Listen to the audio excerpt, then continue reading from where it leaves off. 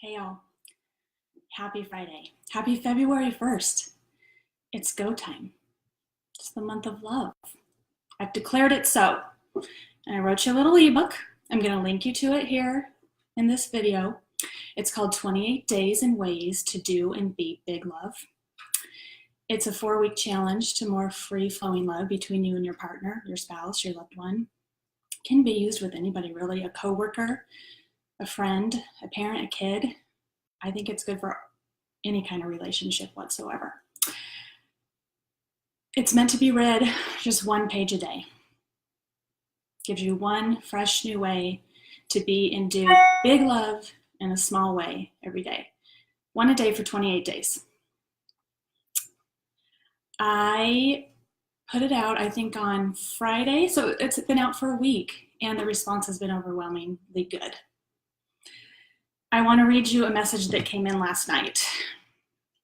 I've been spinning out a little bit to it, and so is Eric, Mr. Utter Imperfection, my husband, because from messages like these, we both know that we're on the right track, that I am doing exactly what I'm meant to be doing with our story, and they kind of fuel me to keep going. From Guadalajara, Mexico. Hi, Adriana. Wow. Awesome. Okay. Listen to this message that I got last night. I decided today, after many, many days of thinking, wishing, wondering, and asking myself if I was sure that tonight, whenever he decides to come home, I was telling him, after so many heartaches and hurts, that I want a divorce. I'm mentally and physically and emotionally drained dry. Then I pick up my phone and I get on Facebook, and immediately I see your live about your ebook. So thank you for helping me not throw in the towel just yet. I pray that as I go through the next 28 days, my entire world is turned around for the good. Thank you again. Oh gosh, my heart rate is like skyrocketing right now. Okay. Hi, Elizabeth. Hey, girl. Here's what I want to say about that. One of the things I fear, one of the messages I talk about often is I don't think the goal is to be fearless. That's bunk.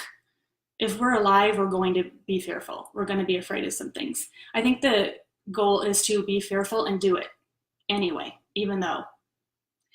And one of the things I fear is that when I tell my story and I talk about love, choosing love, leaning into love, reaching for love, whatever it takes, whatever it costs, I fear I make it sound easy. That loving big, hard, even though is easy, and it's not. And that's one of my biggest fears with writing and sharing publicly and telling you our story, is that I make it sound easy breezy, like, hey, we did it, so can you. And that is not my goal. That is not my intention. It's not my belief. In fact, it's just the opposite. It's so hard. And that's why I wrote the book. That's why I gathered 28 days and ways that work for Eric and I to amp the love, to choose love, to be love and do love anyway, even though all of our pressures and letdowns and hurts and mistakes, even though all that stuff. But it's not easy. Hi, Celeste. So I wanted to tell you a story today about just how hard it is. And forgive me in advance on the timeline on this, because what I've noticed is when you have trauma, the timeline surrounding all the events becomes a little fuzzy. The hands of time get a little blurry because there's parts and pieces of your memory that are just mixed up. They're like lost in the matrix somewhere, and it's hard to put them all back in the exact right order. So bear with me on the timing on this. But about 10 years ago, our marriage was in the crapper, in a bad place. We were struggling. We had young kids. I was a stay-at-home mom trying to find my place in the universe. Eric was working in law enforcement, a career that nearly did us in. And we had all the same pressures that all marriages do. And it wasn't going well, and I started to ask for counseling because I could see that it was just getting worse and worse and worse, and that we didn't have the tools to make it better.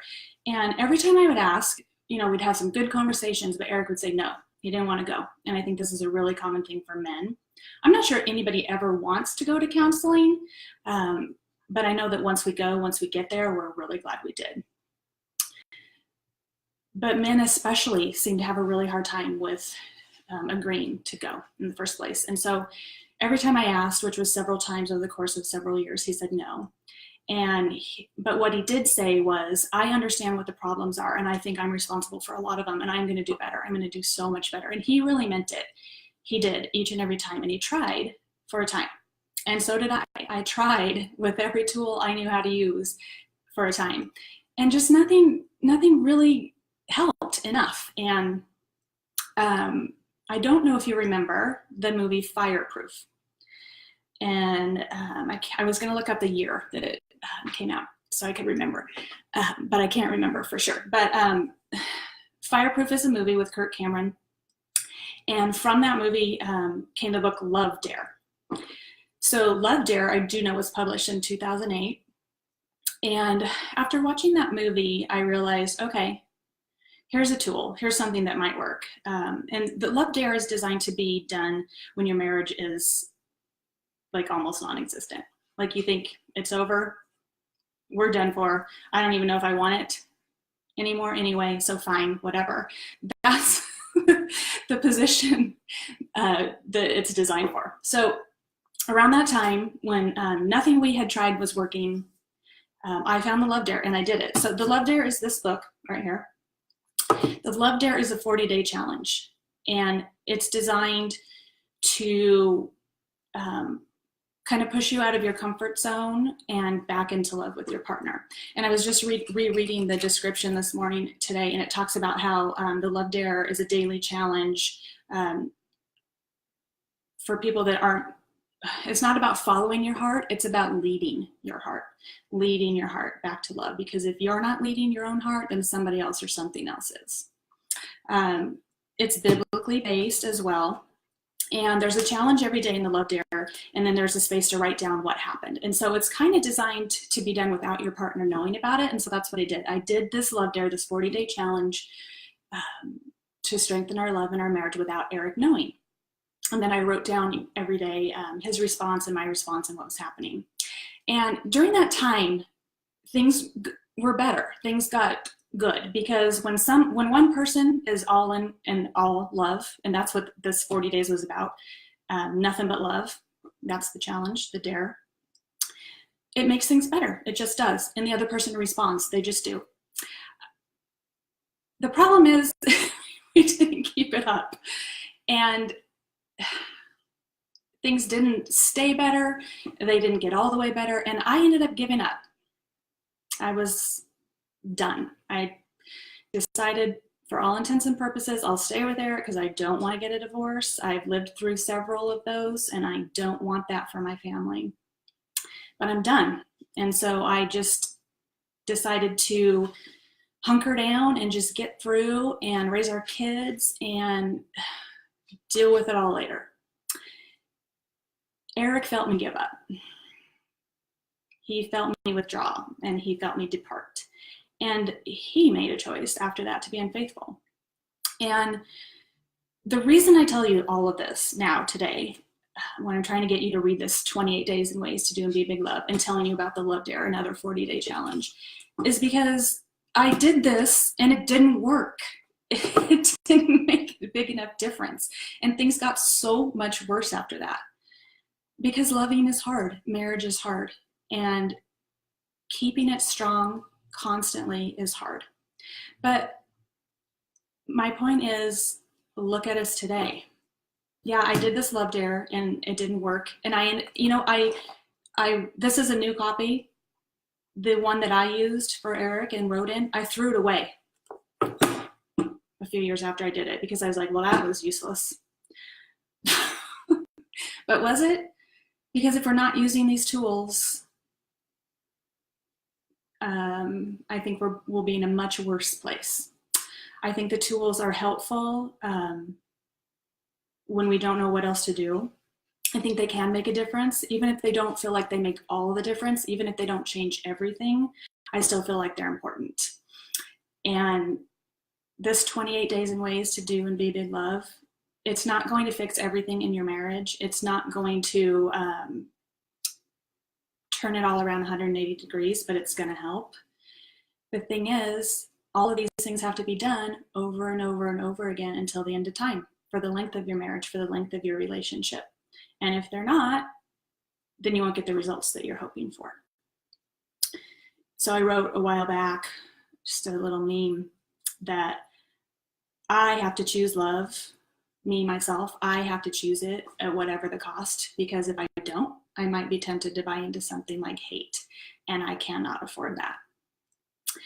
And after Eric confessed to me what he had done, I knew this is what happened. In an instant, I saw our entire future flash before my eyes, and I saw it happen a couple of different ways. I saw us uncoupling and separating and severing our marriage, and what I saw broke my heart. I saw hatred and discord and dis-ease and just a whole bunch of yuck.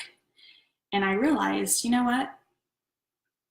I looked back, I surveyed the whole of our relationship, because everything flashed before my eyes up until that date as well.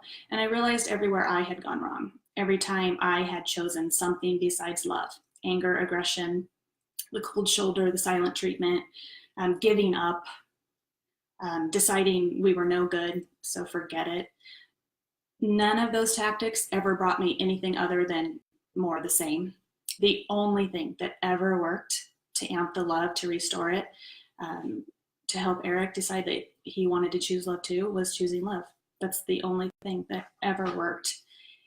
And I realized in an instant, going forward with Eric, that our marriage as we knew it was over, that one wasn't going to last, and it wasn't meant to.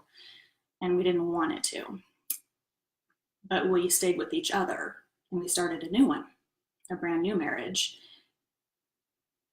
And love is the key component, the most important ingredient.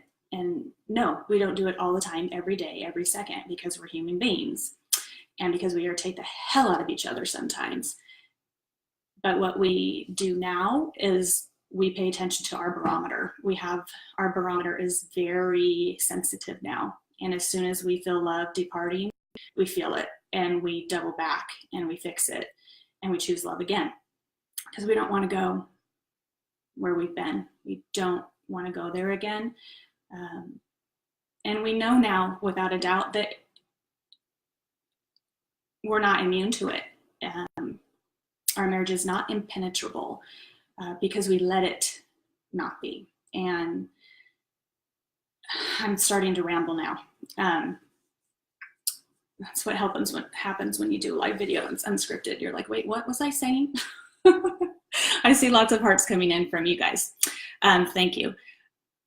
Hopefully I've made my point, that I don't ever mean to tell you that any part of this is easy, but I always mean to tell you that it's worth it in the long run.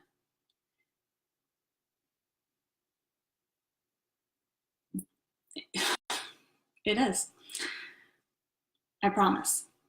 And whether or not everything that you dig in and do for your marriage works, at least if you ever walk away, if that's what you decide, you'll know you did everything that you could, and you won't have any regrets.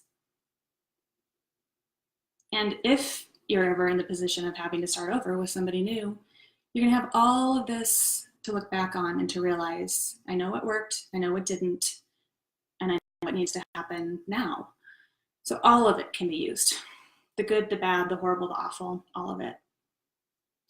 And every single thing we do to lean in and choose love in our marriage will pay off eventually, but you may have to wait for it, and things may get a lot worse, so much worse, before they get better. And if you're in that position today, if that describes you and your relationship, you're in the very worst of the worst, I think that's awesome, because rock bottom is an awesome place to work on your vertical. It's an awesome place to start again from. I don't know why this is true. It was Esther Perel that highlighted it for me in her book, The State of Affairs. She's a world-renowned psychotherapist, couples therapist that specializes in helping couples get past infidelity in affairs.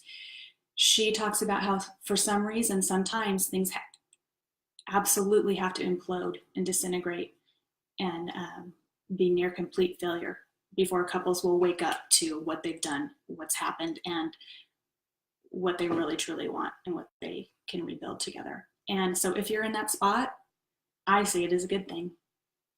I really do. And that's because I've been there, right there.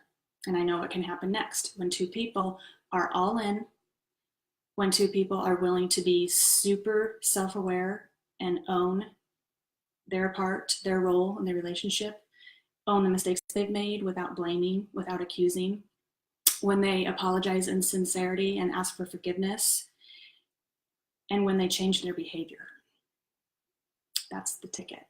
When the behavior changes, and when their mistake wrecks them just as much, maybe even more so than it wrecked you, then you can tell, okay, yeah, this was awful. This was a mistake, but none of us are our mistakes. We are more so what we do right after. And I know that the after can be amazing. And I want you to know that too. I hope this helps.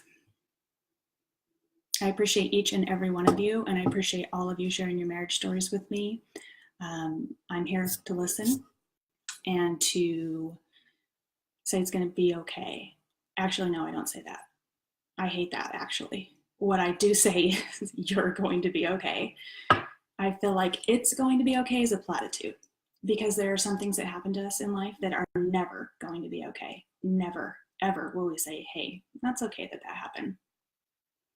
But you will be okay, even though that happened. And that I know for sure. I promise. Absolutely. Happy Friday. Happy February 1st. Happy loving.